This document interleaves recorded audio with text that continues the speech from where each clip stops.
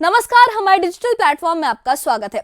श्रीनगर में national conference की 2 दिवसीय राष्ट्रीय कार्यकारिणी की बैठक पूरी हुई। एक ऐसी बैठक जिसने जम्मू कश्मीर की भविष्य की राजनीति, पार्टी की दिशा और भीतर उठे सवालों तीनों को फिर से सुर्खियों में ला दिया है। 2 दिनों तक चली इस बैठक में पार्टी ने 7 अहम प्रस्ताव पारित किए हैं। स्टेटहुड की बहाली हो, आर्टिकल 370 की वापसी की बात हो, सुरक्षा के बदलते समीकरण हो या फिर जेएनके के बाहर पड़ रहे और काम कर रहे युवाओं की परेशानियां, पार्टी ने हर मुद्दे पर अपना साफ रुख अपनाया है, अपना रुख उस पे साफ किया है। पूरी पार्टी ने मिलकर एक साझा तौर पर इन मुद्दों पर बातचीत की है। लेकिन इस बैठक का सबसे बड़ा सवाल किसी प्रस्ताव में नहीं बल्कि एक कुर्सी की खाली जगह में छिपा था। एनसी सांसद आगा रहुल्ला की गैर मौजूदगी, एक ऐसा नाम जिसकी अनुपस्थिति ने मीडिया से लेकर राजनीतिक गलियारों तक हलचल मचा दी। और जब ये सवाल सीएम उमर अब्दुल्ला के सामने आया तो उनका जवाब नर्म नहीं बल्कि बहुत सख्त था। उन्होंने साफ कहा कि जो अनुशासन में रहते हैं वही इस मीटिंग में थे और जिन्हें अनुशासन से दिक्कत है वो दूर रहे।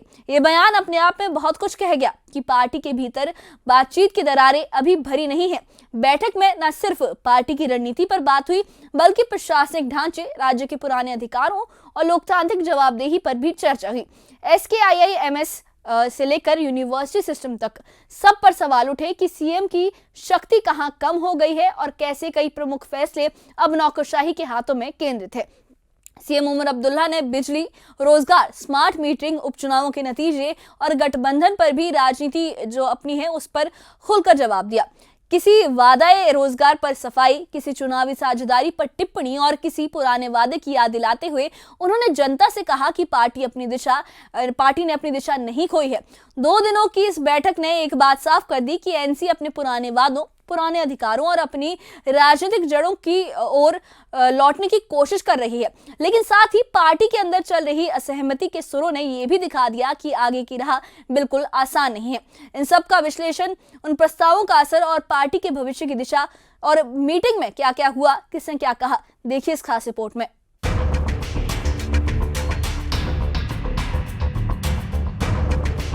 श्रीनगर में 2 दिनों तक चली नेशनल कॉन्फ्रेंस की राष्ट्रीय कार्यकारिणी बैठक में पार्टी ने संगठन, प्रशासन और जनता से जुड़े कई अहम मुद्दों पर चर्चा की।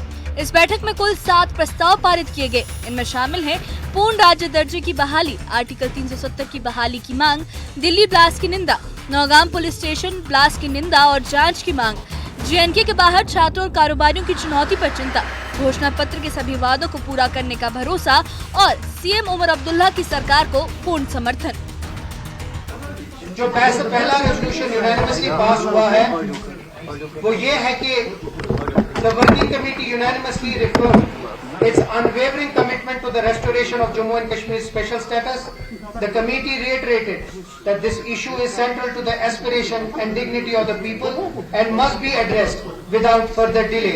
The party will continue its principled fight for its full restoration. Number 2, जो resolution 2 है, the working committee urged the government of India to immediately restore full statehood to Jammu and Kashmir, as promised on the floor of the Parliament, repeatedly affirmed in the public domain and noted by the Constitution Bench of the Supreme Court. जो resolution 3 था हमारा, the working committee expressed serious concern and unequivocally condemned the terror attack in Delhi.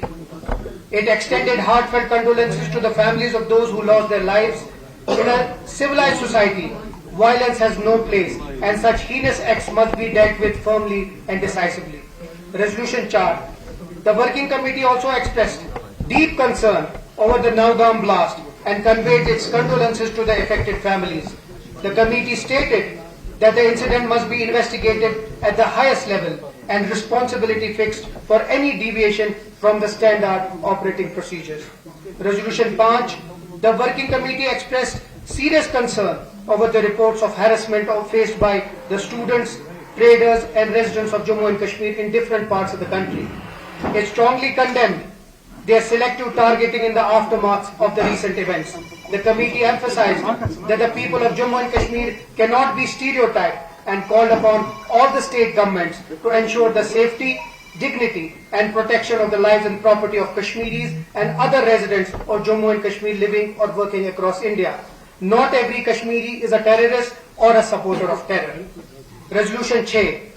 The working committee reiterated the party's unwavering commitment to fulfilling all promises made in its manifesto. और जो आखिरी resolution है, the working committee unanimously reaffirmed its full support to the government led by Mr. Umar Abdullah and urged it to continue fulfilling the aspiration of the people and upholding their dignity. CM Omar Abdullah ने बताया कि उन्होंने बैठक में सभी विधायकों और सांसदों के सुझाव सुने, उनके इलाकों से जुड़े मुद्दों पर विस्तार से चर्चा हुई और बडगाम और नगरोटा उपचुनाव के नतीजों की भी समीक्षा की गई। बैठक में सबसे बड़ा सवाल रहा, एनसी सांसद आगा रोहिल्ला क्यों नहीं शामिल हुए। जब मीडिया ने सीएम उमर अब्दुल्ला से ये सवाल पूछा तो उन्होंने बिना नाम लिए सीधे कहा कि जो लोग अनुशासन में रहते हैं और पार्टी लाइन पर चलते हैं वही इस मीटिंग में थे, जो अनुशासन नहीं मानते वो मीटिंग से दूर रहे। आगा रोहिल्ला की चिंता पार्टी से ज्यादा मीडिया को है। सीएम उमर के इस बयान ने साफ संकेत दिया कि पार्टी नेतृत्व और आगा रोहिल्ला के बीच मतभेद अभी भी गहरे हैं। ये कमेटी उन लोगों के लिए है जो पार्टी का डिसिप्लिन समझते हैं। ये कमेटी उन लोगों के लिए है जो पार्टी क़यादत के साथ मीडिया के थ्रू बात करना पसंद नहीं करते।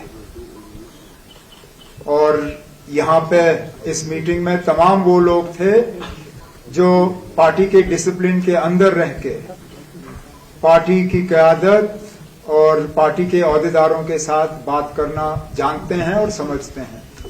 और मुझे हैरानगी इस बात की है कि उस शख्स का ज्यादा फिक्र आपको है बनिस्बत हमें।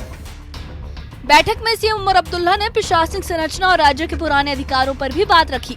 उन्होंने याद दिलाया कि पहले SKIIMS की मैनेजिंग कमेटी IUST और बाबा गुलाम शाह बडशाह यूनिवर्सिटी जैसी संस्थाओं के चांसलर मुख्यमंत्री होते थे, लेकिन अब कई अहम पोर्टफोलियो IAS अधिकारियों के पास है, जिससे लोकतांत्रिक जवाबदेही कमजोर पड़ी है। स्टेटहुड पर सीएम उमर अब्दुल्ला ने कहा कि हमें 3 चरणों का वादा किया गया था, डिलिमिटेशन, चुनाव और उसके बाद स्टेटहुड। चुनाव हो चुके हैं लेकिन स्टेटहुड अभी तक बहाल नहीं हुई। मैं उम्मीद नहीं छोड़ रहा क्योंकि संसद में ये वादा किया गया था।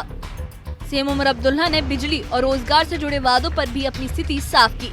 उन्होंने कहा कि 200 यूनिट फ्री बिजली का वादा तभी पूरा होगा जब स्मार्ट मीटरिंग पूरी तरह से लागू हो जाएगी।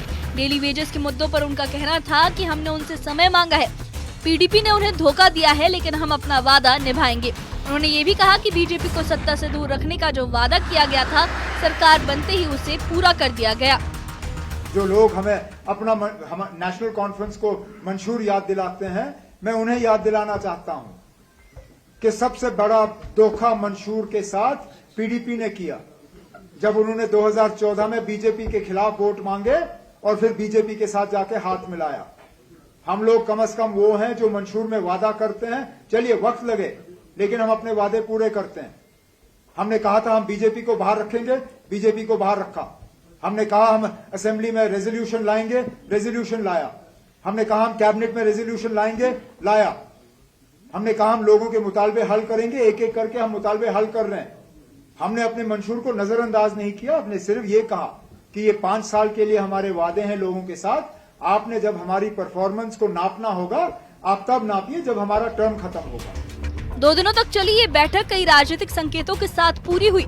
पार्टी ने 7 प्रस्ताव पारित कर अपना रुख साफ किया, विधायकों की बात सुनी और हालिया उपचुनावों की व्यापक समीक्षा की। लेकिन आगा रोहिल्ला की गैर मौजूदगी और उमर का तीखा बयान ये दिखाता है कि पार्टी के भीतर अनुशासन और बातचीत को लेकर अभी भी सवाल बाकी हैं। श्रीनगर में हुई ये बैठक इस संदेश के साथ खत्म हुई, एनसी अपनी आंतरिक अनुशासन रेखा को मजबूत कर रही है और राज्य के पुराने अधिकारों, स्टेटहुड से लेकर 370 की लड़ाई को आगे बढ़ाने की तैयारी में है।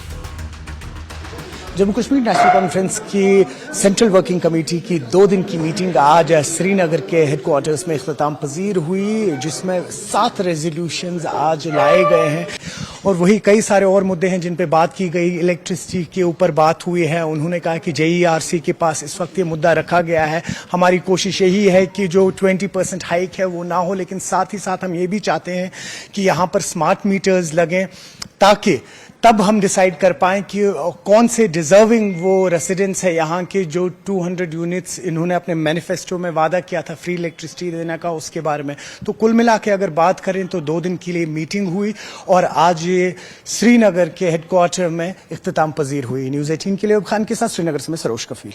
तो ये थी नेशनल कॉन्फ्रेंस की 2 दिवसीय कार्यकारिणी बैठक का पूरा राजनीतिक परिदृश्य। एक तरफ 7 प्रस्तावों के जरिए पार्टी ने राज्य की पहचान, अधिकारों और जनता की चिंताओं को अपनी प्राथमिकता बताया, तो दूसरी तरफ आगा रुहुल्लाह की गैर मौजूदगी और सीएम उमर अब्दुल्ला की सख्त प्रतिक्रिया ने यह भी दिखा दिया कि पार्टी के अंदर मतभेदों का सिलसिला अभी खत्म नहीं हुआ है।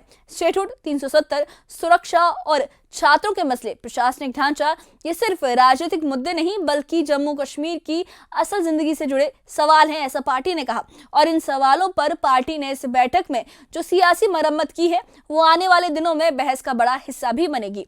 सीएम उमर अब्दुल्ला की प्रेस ब्रीफिंग में एक बात साफ नजर आई, पार्टी खुद को फिर से मजबूत करने, जनता से जुड़े रहने और 2020 के बाद वाले दौर में अपनी खोई राजनीतिक पकड़ वापस पाने की कोशिश कर रही है। लेकिन किसी भी बड़े घर की तरह एनसी के भीतर भी एक हिस्सा ऐसा है जहां आवाजें अभी भी एक दूसरे से मेल नहीं खा रही। अनुशासन पर तीखे बयान, गैर हाजिरी पर उठते सवाल और पार्टी लाइन पर चलने के दबाव, ये सब आने वाले वक्त में पार्टी की एकता की परीक्षा लेने वाले हैं। 2 दिनों की ये बैठक सिर्फ एक राजनीतिक कार्यक्रम नहीं थी, ये एक संकेत था कि जम्मू कश्मीर की सियासत में नेशनल कॉन्फ्रेंस एक बार फिर अपने पुराने वजूद को स्थापित करने की कोशिश कर रही है। लेकिन ये सफर उतना भी सीधा नहीं है जितना प्रस्तावों की सूची दिखाती है। आखिर में एक बार फिर यही संदेश सामने आया कि एनसी स्टेटहुड से लेकर 370 तक की लड़ाई पर अपना जो मुद्दा है वो आवाज उठाना जारी रखेगी, वो इस मुद्दे को लेकर अपनी लड़ाई जारी रखेगी, क्योंकि उन्होंने इन्हीं मुद्दों के बेसिस पर वोट लिए हैं, इन्हीं मुद्दों के बेसिस पर अपनी सरकार बनाई है। तो उन्होंने कहा है कि वो इन मुद्दों को नहीं छोड़ेंगे और इन मुद्दों को लेकर वो लगातार काम करते रहेंगे। लेकिन पहले उस आंतरिक जो उनकी आवाजें हैं, जो आंतरिक मतभेद है, उन्हें ठीक करना होगा। यानी बाहरी लड़ाई से पहले घर की लड़ाई को सुलझाना ही पार्टी की सबसे बड़ी चुनौती बनी हुई है। और क्या ये मतभेद सुलझ पाएंगे या फिर इससे और कोई बड़ा राजनीतिक ड्रामा निकल कर आएगा? इस बारे में आपकी क्या राय है? हमें कमेंट बॉक्स में अपनी राय जरूर बताइए और इससे जुड़े अपडेट्स के लिए और ऐसी ही खबरों के लिए हमारे चैनल के साथ बने रहिए। हमारे चैनल को सब्सक्राइब करिए। शुक्रिया।